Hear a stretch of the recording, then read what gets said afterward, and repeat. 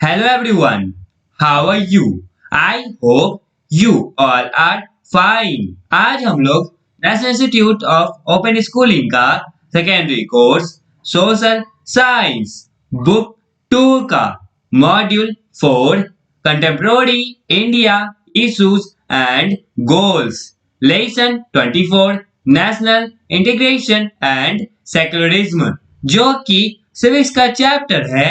आज हम लोग इसका बचा हुआ पार्ट कवर अप करने का कोशिश करते हैं, तो चलिए शुरू करते हैं।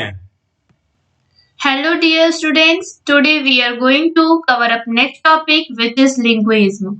All of us know that India is a multilingual country. People of India speak nearly 2000 languages and dialects. This plurality has been negatively used on many occasions, particularly in the early decades after independence.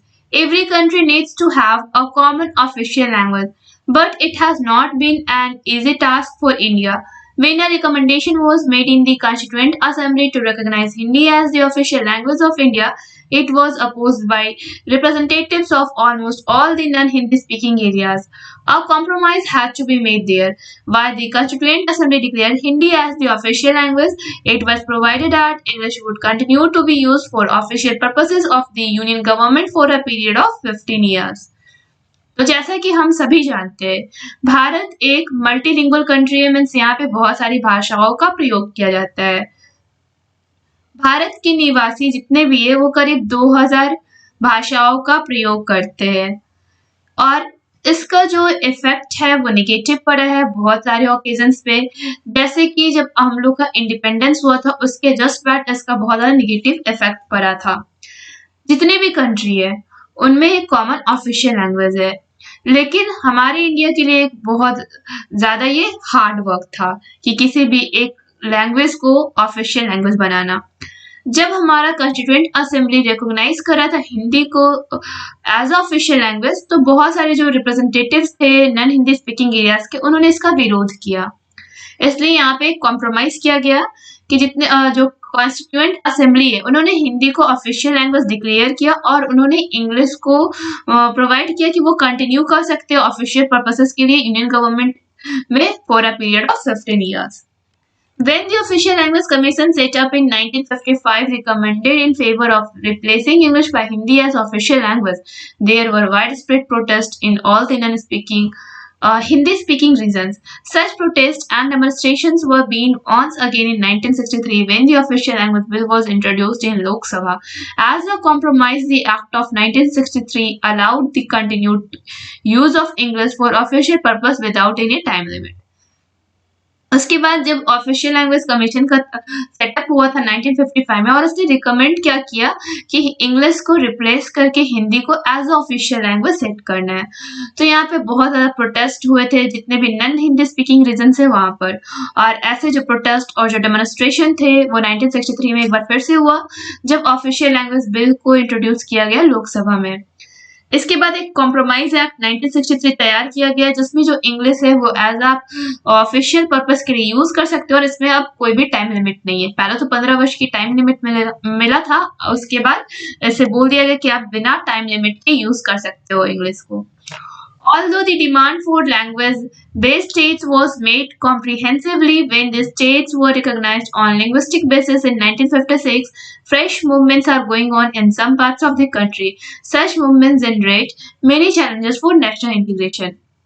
तो language का जब demand बढ़ा कि जितने भी states हैं उन्होंने क्या किया कि उन्होंने रिकॉग्नाइज किया कि जो हमारा देश है वो लिंग्विस्टिक है। मीन्स यहाँ पे बहुत सारी भाषाओं का प्रयोग किया गया और ये जो 1956 में एक फ्रेश मूवमेंट तैयार हुआ हमारे देश के कुछ हिस्सों में, और ऐसे मूवमेंट से बहुत सारे नेशनल इंटीग्रेशन के लिए चैलेंजेस को क्रिएट करना स्टार्ट कर देते हैं। Extremism The extremist movements going on in different parts of the country are yet another challenge to national integration.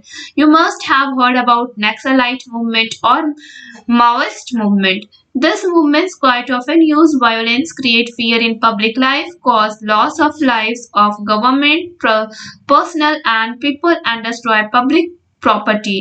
Mostly the youth participate in such movements. The basic reason for taking up arms by the youth is the continuing state of socio-economic deprivations. Moreover, the day-to-day humiliation, denial of justice, human rights violations, various kinds of exploitation, and political marginalization prompt them to join the Naxalite movement. But the extremist activities have been threat to law and order and peaceful living of the people residing in the affected areas. तो ये जो extremist movement था वो भारत के अलग अलग हिस्सों में होना स्टार्ट हो गया और ये भी एक बहुत बड़ा खतरा था, नेशनल इंटीग्रेशन का एक बहुत बड़ा चैलेंज था। आपने नक्सलाइट मूवमेंट के बारे में या माइस्ट मूवमेंट के बारे में सुना होगा। ये जो मूवमेंट्स है उसमें हिंसा होती है, लोगों में डर डाली जाती है, इसमें बहुत सारे लाइफ्स के लॉस होते हैं, governmental personnel as well as people जो, और ये लोग क्या कर देते हैं, जो भी पब्लिक प्रॉपर्टी है उसको डिस्ट्रॉय कर देते हैं। मोस्टली इस मूवमेंट्स में जो यूथ होते हैं वो पार्टिसिपेट करते हैं। बेसिक रीजन इसका क्या है कि जो यूथ है वो आर्म्स उठा लेते हैं। इनका जो बेसिक रीजन है वो क्या है कि वो सोशियो इकोनॉमिक डिप्राइवेशन, ना उनका सामाजिक स्थिति अच्छा होता है ना आर्थिक स्थिति, दैट्स वाई वो पूरे हिंसा पे उतर के आ जाते हैं और प्रतिदिन की लाइफ में उनके साथ असभ्य व्यवहार होता है, उनको न्याय नहीं मिल पाता, उनका जो भी मानवाधिकार है उसका शोषण किया जाता है और भी कई प्रकार के शोषण और पॉलिटिकल मार्जिनलाइजेशन है, जिसकी वजह से जो ये यूथ है वो आतंकवादियों को ज्वाइन कर लेते हैं, नक्सलाइट मूवमेंट करते हैं। ये जो एक्सट्रीमिस्ट एक्टिविटीज है वो लॉ और ऑर्डर के लिए सबसे बड़ा खतरा है और जिस अफेक्टेड एरियाज में जो लोग रहते हैं उनके भी शांतिपूर्ण जीवन में बहुत बड़ा खतरा है। Factors promoting national integration.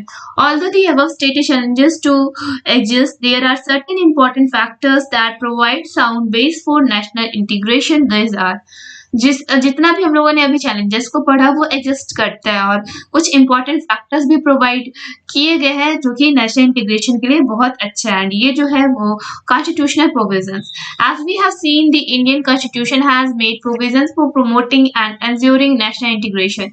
It has accepted socialism, secularism, democracy, liberty, equality, justice and fraternity as the goals of Indian political system.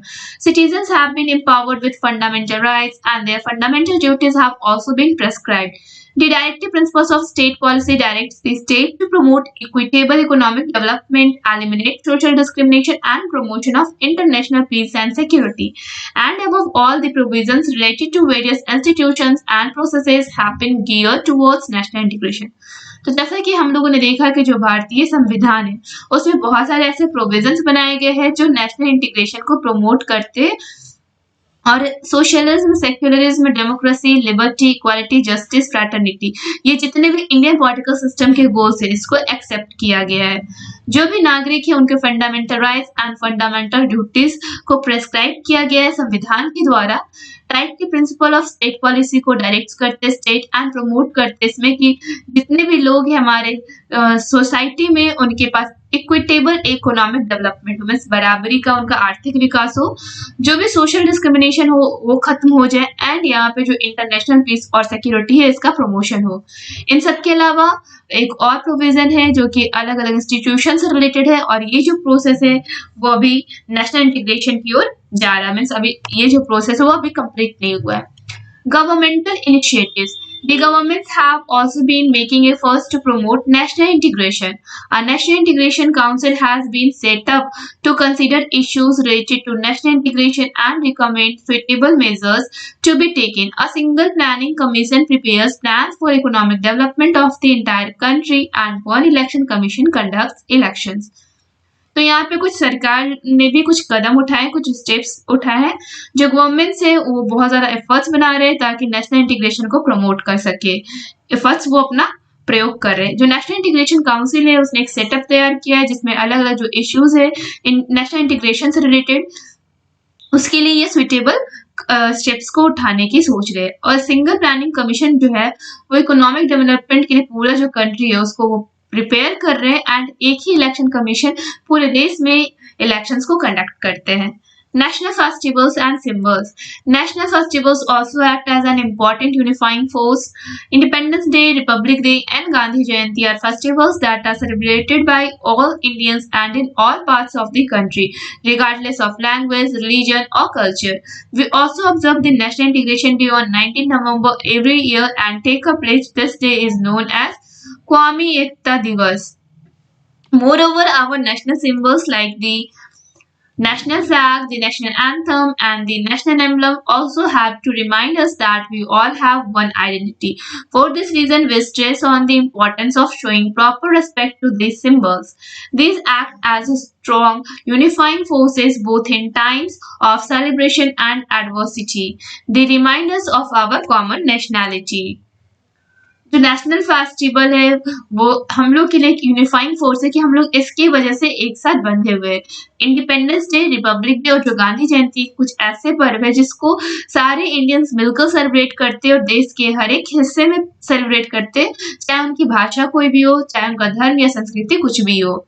हम लोगों ने ऑब्जर्व किया है नेशनल इंटीग्रेशन को एक दिन और 19 नवंबर को, और हम लोग इस दिन प्रेस लेते हैं, शपथ लेते हैं। इस दिन को हम लोग कौमी एकता दिवस के नाम से जानते हैं। इन सब के अलावा जो हमारा नेशनल सिंबल्स है, राष्ट्रीय चिन्ह, जैसे कि राष्ट्रीय झंडा, नेशनल एंथम हो गया हमारा, राष्ट्रीय गान और नेशनल एम्बलम राष्ट्रीय चिन्ह, ये सब हम लोग को याद दिलाता है कि हम लोग क्यों सिर्फ एक ही पहचान है, और इस वजह से जो हमारा प्रॉपर रिस्पेक्ट है वो हम लोग अपने नेशनल सिंबल्स को देते हैं, और एक स्ट्रॉन्ग यूनिफाइंग फोर्स है हमारे सेलिब्रेशन के टाइम में और हमारे एडवर्सिटी के टाइम में, और हमें ये याद दिलाते हैं कि हमारी बस जो पहचान है वो एक ही है कि हम सभी भारतीय हैं। All India services and other factors. Moreover, the All Indian Services, IAS, IFS, IPS, and others, unified judicial system, postal and communications networks, including radio and television and the internet, promote the unity and integrity of the Indian nation. You may be aware that the members of the All India Services are recruited centrally, but they work in states. Many of them, after having long experiences at the state level, come to work in the central government and be a part of policy decision making for the entire country. Postal and communication network definitely binds the nation. You also may have listened to radio broadcasting national events or watched those events on television. It is not true that people of all parts of the country do so. इन सब के अलावा जो all Indian services जैसे कि IAS, IFS, IPS और कुछ ऐसे हमारे इंडियन सर्विसेज है, वो हमारे जुडिशियल सिस्टम को एक साथ बना के रखता है। पोस्टल और जो कम्युनिकेशन नेटवर्क से रेडियो, टेलीविजन, इंटरनेट प्रमोट करते हैं हमारी यूनिटी को, हमारे इंटीग्रिटी को, हमारे इंडियन नेशन के।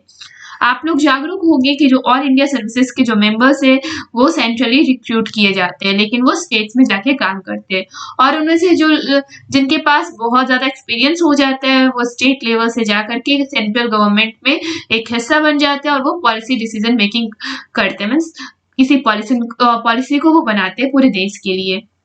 पोस्टल एंड जो कम्युनिकेशन नेटवर्क है वो भी हमारे राष्ट्र को एक साथ बांधने में हेल्पफुल है। आप लोग सुने होंगे रेडियो ब्रॉडकास्ट जिसमें नेशनल इवेंट्स को ब्रॉडकास्ट किया जाता है, या फिर टेलीविजन पे अभी आपने ऐसे इवेंट्स को देखे होंगे। तो क्या ये सही नहीं कि जितने भी हमारे देश के हर एक हिस्से से जो लोग हैं वो ऐसा जरूर करते होंगे कि वो रेडियो ब्रॉडकास्टिंग नेशनल इवेंट्स का देखते होंगे, सुनते होंगे और टेलीविजन पर देखते होंगे। Now, based on your understanding, try to solve in text questions 24.3. Well, chapter अभी कंप्लीट नहीं हुआ है। नेक्स्ट वीडियो में नेक्स्ट टॉपिक कवर अप होगा। तब तक के लिए इस चैप्टर का इंडेक्स क्वेश्चन बनाने का प्रयास करें और साथ ही साथ इस चैप्टर को पढ़ने और समझने का प्रयास करें। That's all for today. Thank you everyone.